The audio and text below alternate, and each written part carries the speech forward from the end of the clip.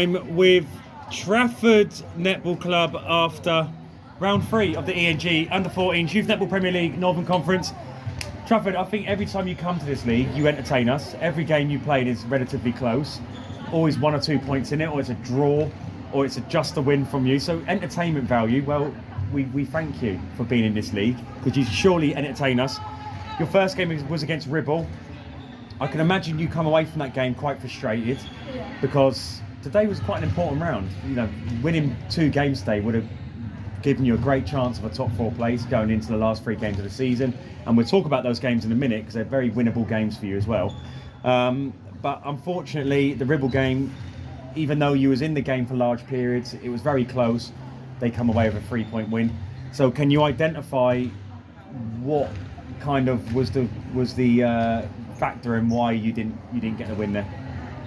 We made mistakes as a whole team, quite a lot, and we weren't really working as a team that much as we were in this previous match. In what respect? When you say not work together as a team, in terms of not reading off each other and stuff. Not making the effort to Getting into each other's space a lot.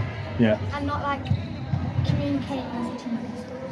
Were you finding that was happening as the game was going on, or was it throughout the whole game? We thought our best quarters were the first and the fourth, so in the middle. Yeah. So you started well, finished strong. Yeah. Just a bit in the middle. Yeah. So winning the next game after that was going to be important, because that would still keep you in the loop.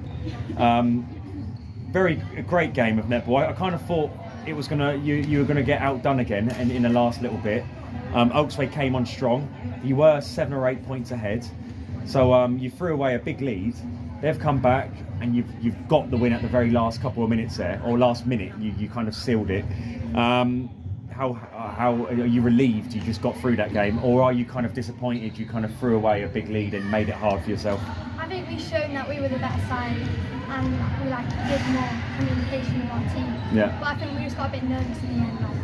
What do you think the difference was in terms of the technical side of things? Because I find when coaches and obviously players, but coaches, especially when it comes to the tactical side of the game, make the difference sometimes. A little change here, or a little, a bit of advice here would potentially get you the win. Did that happen, or? Yeah, it helped a lot. So what was it specifically did you do which you think turned the game in your favour? Our coach said it has to be man-to-man marking, and passing has to be on point. Make sure that you're communicating and that you're passing is good. So I can imagine the man-to-man marking suffocated them, so they didn't have as much space to play into. Yeah, am I saying that right? Yeah. My netball knowledge is going up. I'm getting there.